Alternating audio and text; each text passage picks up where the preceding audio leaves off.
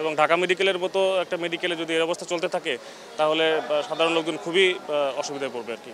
Patient নিয়ে আসছেন এখানে। জি তো জি। আপনার রোগী তো গতকালকে থেকে ডাক্তারদের যে কমপ্লিট শাটডাউন কর্মসূচি রয়েছে, এতে কি আপনারা সেবা পাচ্ছেন কিনা? আহ, গতকালকে তো একদমই পাইনি, তো আজকে ডাক্তাররা আছে, বাট কোনো ওই ধরনের কাঙ্ক্ষিত সেবা পাওয়া যাচ্ছে না। এখানে যথেষ্ট পর্যাপ্ত নিরাপত্তা ব্যবস্থা আমার কাছে মনে হচ্ছে আছে, তারপরেও ওনারা কাঙ্ক্ষিত সেবা দিচ্ছেন আমাদেরকে আর কি। তো এতে সাধারণ লোকজনের খুবই অসুবিধা হচ্ছে এবং আমার মনে হয় দ্রুত এটা সমাধান করা উচিত। এবং ঢাকা মেডিকেলের মতো একটা মেডিকেলে যদি এই অবস্থা চলতে থাকে তাহলে সাধারণ লোকজন খুবই অসুবিধায় পড়বে আর কি। গতকালকে লাস্ট ওর বাচ্চার মার এলো, মনে করেন অপারেশন হয়েছে গতকালকের আগের দিন, লাস্ট কালকে 11টা কি 12টার দিকে ডাক্তার দেখছি। দেখার পর এখন পর্যন্ত কোনো ডাক্তার যাইতেছে না, নার্সের সাথে কথা বললে রাগ করে প্রচুর, মানে এরকমভাবে ব্যবহার করছে, মানে খুব খারাপ লাগতেছে। কিন্তু ওইটা বিষয় না, কারণ ডাক্তার যদি না থাকে এরা কী করবো, কতক্ষণ পর্যন্ত এরা সার্ভিস দিব।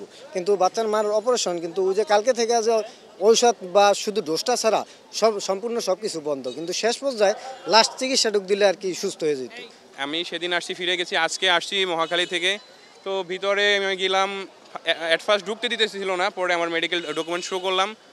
তো পরক্ষণে আমার যে ডিপার্টমেন্ট 115 নম্বর অর্থোপেডিক বহিরা বিভাগ, তো আমার ডিপার্টমেন্ট বলে কথা না, যে সব সেক্টরেই দেখি তালা মারা, কোনো ডক্টর নাই। নার্সরা ভিতরে গল্প করতেছে। আর যারাও ডক্টর আছে তারা হইলো আপনার মনে করেন যে ইন্টার্নশিপ করে, মেবি মানে ঊর্ধ্বতন যে ডক্টরগুলো বা সিনিয়র লেভেলের ডক্টর তারা নাই। তো আমি মনে করি এটা আমাদের জন্য সাধারণ পেশেন্ট, আমাদের জন্য একটা হ্যারাসমেন্ট। আমি চাই দ্রুত এটার অবসান ঘটুক।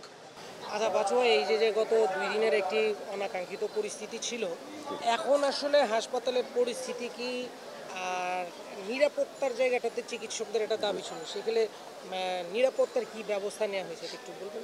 হ্যাঁ, আমাদের ঢাকা মেডিকেলে যে সব ঘটনা ঘটে গেছে, এখন থেকে সব কিছু স্বাভাবিকভাবে কাজকর্ম চলছে। এখন নিরাপত্তার জন্য আমাদের বিডিআর, বিজিবি, পুলিশ, আনসার সব বাহিনী এখানে ঢাকা মেডিকেলে আছে। এখন মোটামুটি চিকিৎসাও চলছে। এখন যেখানে বহির্বিভাগে যাওয়া দরকার সেখানে ওদিকে না যায় ইমার্জেন্সিতে টিকিট কেটে তারা ডাক্তারকে দেখাইতেছে এখানে।